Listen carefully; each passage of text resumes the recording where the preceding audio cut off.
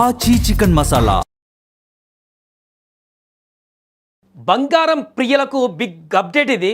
ఇప్పటికే ఆకాశం ఎద్దగా దూసుకుపోతున్నటువంటి పసిడి ధరలకు ఒక్కసారిగా బ్రేకులు పడబోతున్నాయా? 2 లక్షల మార్కును తాకుతుందనుకున్నటువంటి తులం బంగారం ధర ఇప్పుడు రివర్స్ గేర్లో 1 లక్ష లోపు అంటే 90,000 వరకు చేరుకునేటువంటి అవకాశం ఉందా? రష్యా తీసుకునేబోయే ఒకే ఒక్క నిర్ణయం ప్రపంచ మార్కెట్ని ఇప్పుడు తలకిందులు చేయబోతుందా? సామాన్యుడికి మళ్ళీ పసిడి అందుబాటులోకి రావడం నిజంగానే జరగొచ్చా అంటే అవుననే సమాధానం చెబుతున్నారు మార్కెట్ విశ్లేషకులు. అంతర్జాతీయ వాణిజ్య లావాదేవీల కోసం రష్యా మళ్ళీ అమెరికా డాలర్ల వైపు చూస్తుందన్న వార్తలు పసిడి మార్కెట్లో పెను మార్పులకు కారణమవుతున్నాయని భావిస్తున్నారు. గత నెలలో బంగారం ధరలు చుక్కలు చూపించాయి. 10 గ్రాముల మేలిమి బంగారం ధర ఏకంగా 1,80,779 వద్ద ఆల్ టైమ్ రికార్డును సృష్టించినటువంటి విషయం మనందరికీ తెలిసిందే. ఇన్వెస్టర్లందరూ కూడా విస్మయానికి గురయ్యారు ఆ టైంలో. ఇక 2 లక్షల తర్వాయి అనుకున్నారు. కానీ సీన్ కట్ చేస్తే కేవలం కొన్ని వారాల వ్యవధిలోనే ధరలు భారీగా కరెక్షన్ మొదలైంది. ప్రస్తుతం ఇది 1,56,200 స్థాయికి అటు ఇటుగా పడిపోయింది. అంటే ఇప్పటికీ తులం బంగారం పైన సుమారు 25,000 వరకు తగ్గింది.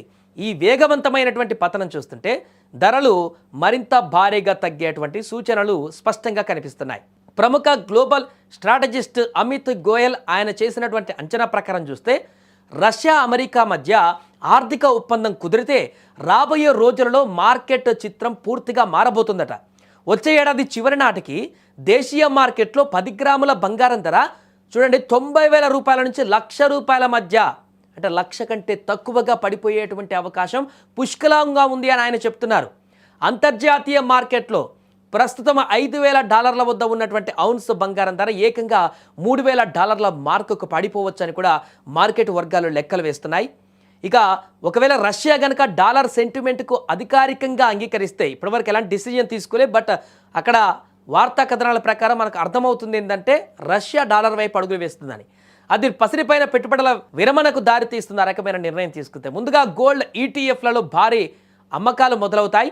ఇప్పటి వరకు సురక్షిత సాధనంగా భావించి బంగారంలో నిల్వ చేసిన ఇన్వెస్టర్లు మళ్ళీ డాలర్ లేదా అమెరికా బాండ్ల వైపు మొగ్గు చూపుతారు. ఫలితంగా బంగారంపై విక్రయ ఒత్తిడి పెరిగి ధరలు కుప్పకూలడం ఖాయమని విశ్లేషకులు హెచ్చరిస్తున్నారు.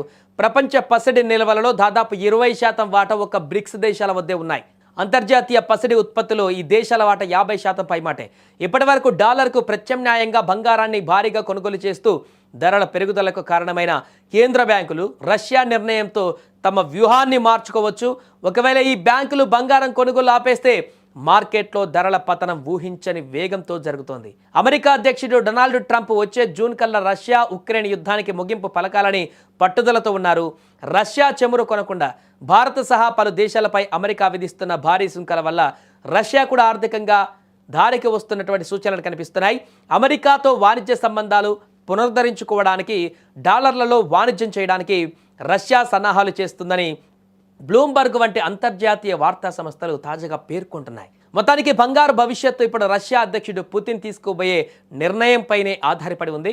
రష్యా ప్రభుత్వం దీనిపై ఇంకా అధికారిక ముద్ర వేయలేదు. పైగా రష్యా సెంట్రల్ బ్యాంక్ గవర్నర్ ఈ వార్తలను ప్రాథమికంగా తోసిపుచ్చారు, ఇంకా క్లారిటీ ఇవ్వలేదు. కానీ బ్లూంబర్గ్ కథనం ఇప్పటికే మార్కెట్ను పతనానికి సిద్ధం చేసింది.